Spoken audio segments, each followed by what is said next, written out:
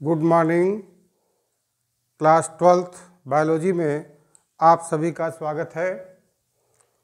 हमने class 12th biology का second chapter Pushpi पादपों में लैंगिक जनन sexual reproduction in flowering plants, इसके बारे में आपको पढ़ा रहे थे, समझा रहे थे, जिसमें इसके पिछले वीडियो में हमने एक एंजियोस्पर्मिक प्लांट्स की लाइफ साइकिल किस प्रकार से चलती है उसका डायग्रामेटिक रिप्रेजेंटेशन आपको समझाया था। पहले उसको आप ध्यान से समझिएगा। उसके बाद आज उसी का आरेखी निरूपण आपको समझाने का प्रयास कर रहे हैं। उस वीडियो में हमने चित्रों की सहायता से एक पुष्पी पादप या एंजियोस्पर्मिक प्लांट का जीवन चक्र कैसे चलता है इसके बारे में समझाया था। तो सबसे पहले उस वीडियो को आप ध्यान से समझेंगे, पूरा वीडियो देखेंगे। उसके बाद आज इसी लाइफ साइकिल को, एंजियोस्पर्मिक प्लांट की लाइफ साइकिल का आरेखी निरूपण आपको समझाने का प्रयास कर रहे हैं, ताकि आपको एंजियोस्पर्मिक की लाइफ साइकिल भली भांति समझ में आ जाए। जैसा कि आप जानते हैं, एंजियोस्पर्म ही फ्लावरिंग प्लांट्स होते हैं। एंजियोस्पर्म नाम से स्पष्ट है। एंजियो माने होता है कवर्ड और स्पर्म मीन्स होता है सीड, अर्थात एंजियोस्पर्म के प्लांट एक ऐसे प्लांट होते हैं जिनमें फ्लावर तो होता ही है, मगर बीज फल भित्ति के अंदर सुरक्षित रहता है। एंजियोस्पर्म के नाम से स्पष्ट है। एंजियो मीन्स होता है कवर्ड और स्पर्म मीन्स होता सीड, अर्थात इस तरह के पादपों में बीज फल भित्ति के अंदर सुरक्षित रहता है। इनका जीवन चक्र कैसे चलता है आपको डायग्रामेटिक रिप्रेजेंटेशन से इसके पहले वीडियो में समझा चुके हैं। आज इसी को आरेखी निरूपण से एक बार पुनः समझ लीजिए, ताकि ये लाइफ साइकिल आपको अच्छे से क्लियर हो जाए। जैसा कि आप देख रहे हैं, एक प्लांट हमने लिया हुआ है। ये प्लांट कोई भी एंजियोस्पर्मिक प्लांट हो सकता है। इसमें फ्लावर होते हैं और ये आप सब समझ चुके हैं कि फ्लावर ही पौधे का जननांग होता है। Flower is a reproductive organ of the plant. इसी से जनन की क्रिया संपन्न होती है। एक फ्लावर को हम इस तरह से देखना चाहें, इसका स्ट्रक्चर, फ्लावर के स्ट्रक्चर में आपको विधिवत पुष्प के समस्त चक्रों के बारे में समझा चुके हैं, जिसमें आपको बताया गया है कि कैलिक्स सबसे बाहरी चक्र होता है, जिसे बाह्यदल पुंज कहते हैं, और इसकी एक इकाई को बाह्यदल या सेपल के नाम से जाना जाता है। Means a group of sepals is known as calyx, और ये सबसे पहला चक्र होता है। दूसरा फिर दल बताया था, प्राय रंगीन होते हैं। उसके बाद जो हमें मेन इसके आर्गन को समझना है वो पुंकेसर और जायांग को समझना है। पुष्प में जैसा कि आपको विदित है कि पुंकेसर पुष्प का नर जननांग होता है और जायांग पुष्प का मादा जननांग होता है। क्योंकि हम लैंगिक जनन और जीवन चक्र को पढ़ रहे हैं, इसलिए हमें केवल जननांगों से लेना देना है। पुंकेसर, जैसा कि आप पहले सब जानते हैं, पुंकेसर को इंग्लिश में स्टेमेन कहते हैं। And a group of stamen is known as androecium, and androecium is a male part of flower। अर्थात पुंकेसर पुष्प का नर जननांग होता है और एंड्रोशियम यानी पुमंग की यूनिट को, इकाई को हम पुंकेसर कहते हैं। और पुंकेसर में ऊपर का हिस्सा परागकोश कहलाता है। अब हमें इस परागकोश से ही लेना देना है। परागकोश में पॉलन ग्रेन का निर्माण होता है। तो एंथर और इधर पिस्टिल या कार्पेल जो गाइनोशियम का हिस्सा है, मादा जननांग का भाग है पिस्टिल या कार्पेल। पिस्टिल और कार्पेल मादा जननांग है। एंथर जिसमें कि परागकण बनेंगे, ये पुष्प का नर जननांग होता है। एंथर के अंदर परागकोश के अंदर माइक्रोस्पोर मदर सेल्स होती हैं। माइक्रोस्पोर मदर सेल होती हैं जो डिप्लॉयड नेचर में होती हैं। फ्लावर भी डिप्लॉयड होता है। फ्लावर के प्रत्येक आर्गन डिप्लॉयड होते हैं, चाहे वो कैलिक्स और करोला हो, चाहे वो एंडोशियम और गाइनोशियम हो, दोनों ही डिप्लॉयड होते हैं। अब एंथर के अंदर माइक्रोस्पोर मदर सेल जो कि डिप्लॉयड होती हैं, जिनसे आगे चलकर परागकणों का निर्माण होना है, पॉलन ग्रेन का निर्माण होना है, मेल गैमीट का निर्माण होना है।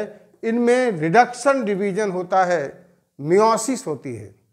माइक्रोस्पोर मदर सेल में मियोसिस के परिणाम स्वरूप माइक्रोस्पोर या पॉलन ग्रेन का निर्माण होता है। ठीक इसी प्रकार से पिस्टिल या कार्पेल में मेगास्पोरेंजियम होता है। जैसे यहाँ पर इसको बोलेंगे माइक्रोस्पोरेंजियम। माइक्रोस्पोरेंजियम के अंदर यहाँ लिख सकते हैं एंथर बनते हैं माइक्रोस्पोरेंजियम के अंदर। माइक्रोस्पोरेंजियम के अंदर माइक्रोस्पोर मदर सेल्स होती हैं। उनमें मियोसिस के परिणाम स्वरूप माइक्रोस्पोर या पॉलन ग्रेन का निर्माण होता है। ठीक इसी प्रकार से पिस्टिल या कार्पेल के अंदर मेगास्पोरेंजियम है। मेगास्पोरेंजियम में मेगास्पोर मदर सेल होती हैं और मेगास्पोर मदर सेल्स में भी मियोसिस के परिणाम स्वरूप मेगास्पोर बनता है। क्योंकि माइक्रोस्पोर और मेगास्पोर दोनों ही मियोसिस के परिणाम स्वरूप बनते हैं, इसलिए ये हैप्लॉयड होते हैं। अर्धसूत्रीय विभाजन जैसा कि आप जानते हैं, जितने भी नर युग्मकों का निर्माण या मादा युग्मकों का निर्माण होता है, मीन्स युग्मकों का निर्माण होता है, तो युग्मक हमेशा मियोसिस के परिणाम स्वरूप बनते हैं। पहले वो डिप्लॉयड नेचर के होते हैं, but after meiosis they become haploid. अर्धसूत्रीय विभाजन के परिणाम स्वरूप ये अगुणित हो जाते हैं और डिप्लॉयड मीन्स पहले दुगुणित होते हैं। तो माइक्रोस्पोर मेल गैमीट और मेगास्पोर फीमेल गैमीट है। अब माइक्रोस्पोर का डेवलपमेंट होता है। माइक्रोस्पोर के डेवलपमेंट से मेल गैमेटोफाइट बनता है और मेगास्पोर के डेवलपमेंट से फीमेल गैमेटोफाइट बनता है। यह आपके समक्ष फीमेल गैमेटोफाइट और ये मेल गैमेटोफाइट। अगर हम पॉलन ग्रेन की बात करें तो पॉलन ग्रेन में दो तरह की सेल्स होती हैं। एक सेल होती है वेजिटेटिव सेल या ट्यूब सेल और दूसरी होती है जनरेटिव सेल। जो ट्यूब सेल होती है वो पॉलन ट्यूब का निर्माण करने में सहायता करती है। पॉलन ग्रेन का निर्माण, पॉलन ग्रेन से पॉलन ट्यूब का निर्माण होता है। और जो जनरेटिव सेल होती है वो दो तरह के मेल गैमीट बनाती है। यहाँ पर ये बात जानना आवश्यक है कि जब परागकोश मैच्योर्ड हो जाता है, परिपक्व हो जाता है, तो फिर परागकोश का स्फुटन होता है। परागकोश फट जाता है। इसके फटने के कई तरह के चांसेस होते हैं, कई जगह से, कई प्रकार से डेसेंस ऑफ पॉलन सैक होता है। अब ये परागकण स्वतंत्र हो जाते हैं और वो किसी माध्यम से, कीटों के माध्यम से, वायु के माध्यम से या किसी जंतु के माध्यम से, किसी भी माध्यम से वो पुष्प के मादा जननांग जो सबसे ऊपरी पार्ट होता है, स्टिग्मा या वर्तिकाग्र कहलाता है, उस पर गिर जाते हैं। उस पर पहुंचने के बाद परागकणों का अंकुरण होता है। यहाँ पर एक बात ध्यान देने वाली है कि परागकण अगर उसी जाति और स्पीसीज का है तभी वहाँ पर उसका जर्मिनेशन होगा। सपोज करिए कोई मटर का पौधा है, उसके पुष्प में सरसों का परागकण आ जाए तो ये नहीं होगा कि मटर के वर्तिकाग्र पर सरसों के परागकण का जर्मिनेशन हो जाए, ऐसा नहीं होता। प्रत्येक स्टिग्मा ये आइडेंटिफाई कर लेता है कि आया हुआ पॉलन ग्रेन उसी स्पीसीज का है, उसी से संबंधित है, तभी उसका जर्मिनेशन होता है। अदरवाइज किसी दूसरी स्पीसीज के पॉलन ग्रेन पे पहुंचने पर वो वहीं पर नष्ट हो जाता है। अब यहाँ पर पॉलन ग्रेन स्टिग्मा पर पहुँच चुका है, यहाँ पहुँच चुका है। यहाँ पहुँचने के बाद एक पॉलन ट्यूब बनती है। अब पॉलन ट्यूब ये इसके प्यूल के अंदर प्रविष्ट होगी। अब यहाँ पर मेगास्पोर के डिवीजन के परिणाम स्वरूप, डेवलपमेंट के परिणाम स्वरूप 8 न्यूक्लियस बनते हैं। 8 न्यूक्लियस स्ट्रक्चर और 7 सेल स्ट्रक्चर होता है। 7 सेल, 7 कोशिकाएं और 8 न्यूक्लियस होते हैं। और न्यूक्लियस इस तरह से अरेंज होते हैं, ऊपर की तरफ 3 चले जाते हैं, वो एंटीपोडल्स कहलाते हैं, और नीचे 2 सिनर्जिड्स और एक एग होता है। एग और सिनर्जिड को मिलाकर हम इसे एग अपरेटस के नाम से भी जानते हैं। यहाँ पर एग हो गया फीमेल गैमीट, और ये पॉलन ट्यूब के अंदर 2 मेल गैमीट हैं। मेल गैमीट हो गया, फीमेल गैमीट हो गया। अब मेल और फीमेल गैमीट का फ्यूजन होगा। The fusion of male and female gamete is known as fertilization और सिनगैमी। अब यहाँ पर निषेचन की क्रिया होगी। अब आप यहाँ ध्यान दीजिएगा, एक नर युग्मक अंड कोशिका से फ्यूज करता है। एक नर युग्मक अंड कोशिका से फ्यूज करता है। इसके फ्यूजन के परिणाम स्वरूप यहाँ पर मैंने दर्शाया हुआ है, जायगोट का निर्माण होता है। जायगोट को बोलते हैं युग्मनज। इस तरह से युग्मनज का विकास होता है। मीन्स एक नर युग्मक अंड कोशिका के न्यूक्लियस से निषेचित होकर जायगोट का निर्माण करता है। यहाँ पर 2 बीच में जो न्यूक्लियाई होते हैं, इनको सेंट्रल न्यूक्लियाई या पोलर न्यूक्लियाई कहते हैं। ये 2 आपस में फ्यूज करके डिप्लॉयड हो जाते हैं। हैप्लॉयड है, ये दोनों मिलकर द्विगुणित तो हो जाते हैं। अब इसमें दूसरा मेल गैमेट इसके साथ फ्यूज करता है। तो डिप्लॉयड ऑलरेडी हो गया था, एक मेल गैमेट जो बचा था वो इससे फ्यूज कर जाता है। यहाँ पर अब ये ट्रिप्लॉयड स्ट्रक्चर बन जाता है।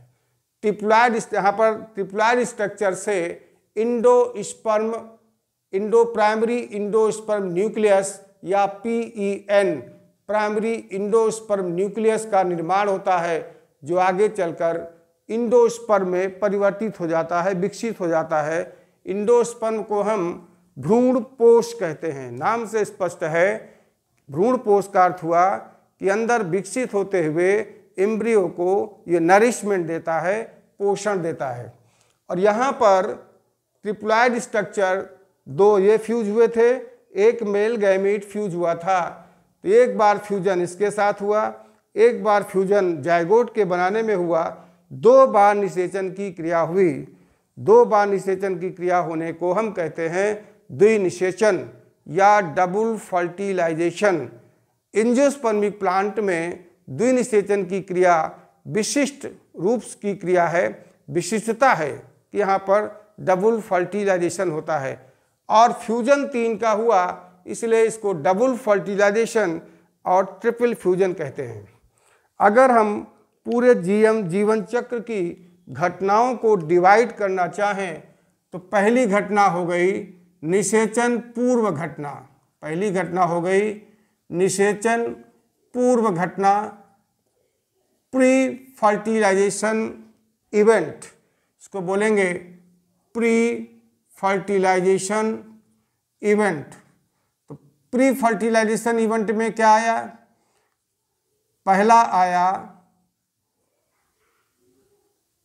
पहला क्या आया?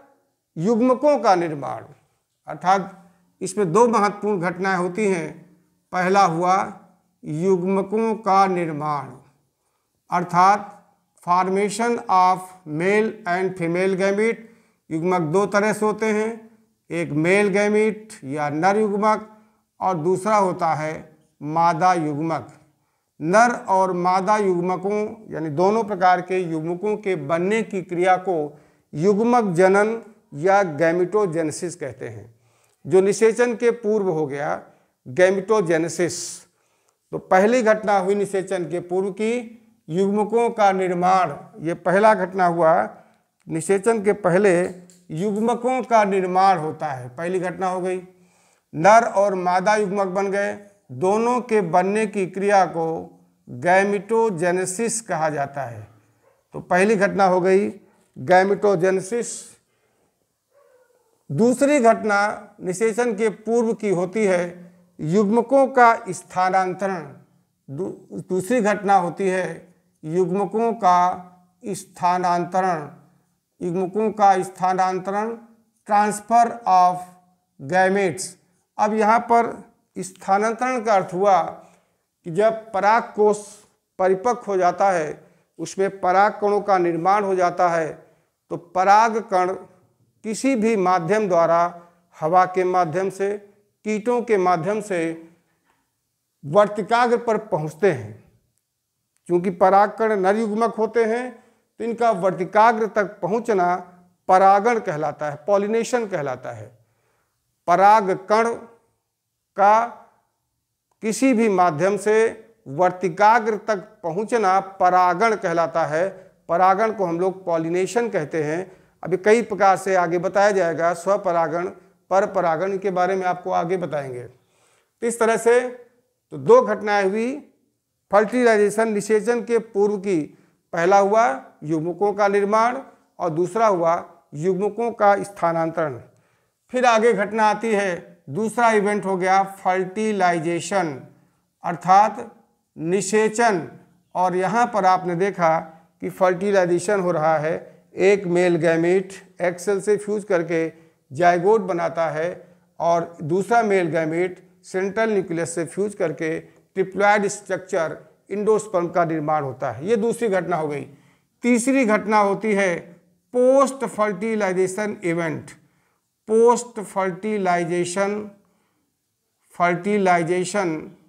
इवेंट, पोस्ट फर्टिलाइजेशन इवेंट के अंतर्गत फॉर्मेशन ऑफ एम्ब्रियो आता है, भ्रूण का विकास होता है। अब देखिए निषेचन हो गया, द्विनिषेचन की क्रिया हो गई, डबल फर्टिलाइजेशन हो गया, इंडोस्पर्म बन गया, जाइगोट बन गया और जाइगोट के विभाजन से, जाइगोट के विकास से एम्ब्रियो या भ्रूण का निर्माण हो जाता है।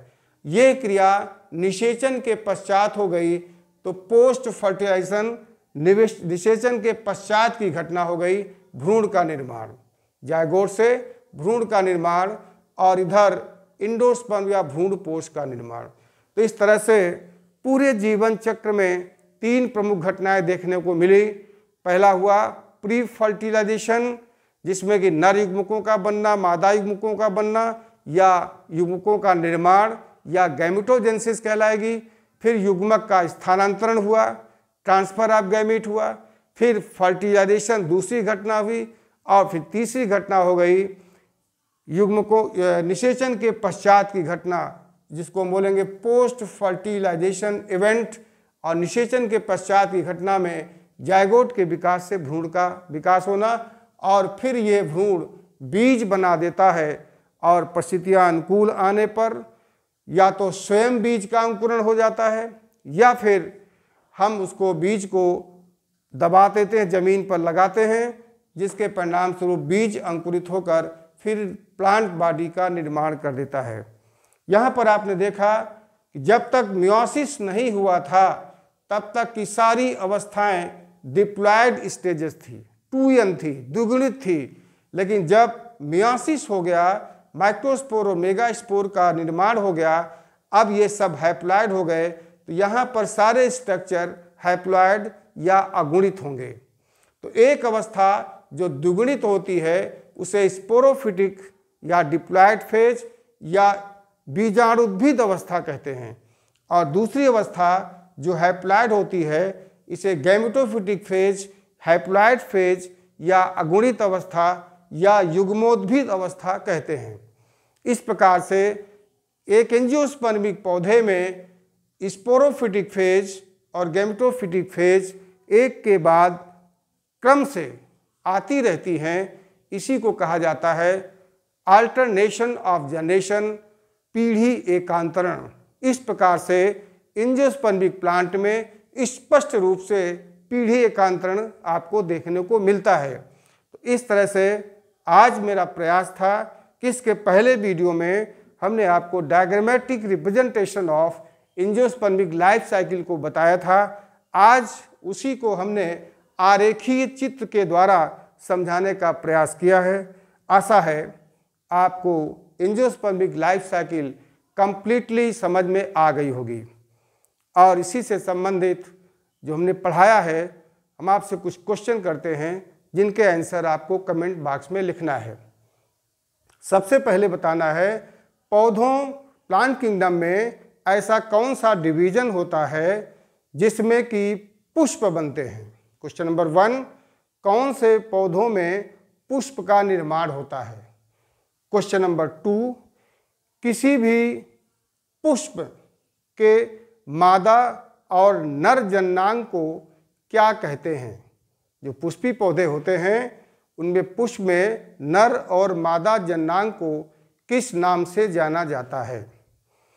तीसरा क्वेश्चन, सारे प्रश्नों को आप ध्यान से सुनिएगा। पुष्प के चक्र में कौन से चक्र को सहायक और कौन से चक्र को आवश्यक या इसेंशियल चक्र कहा जाता है।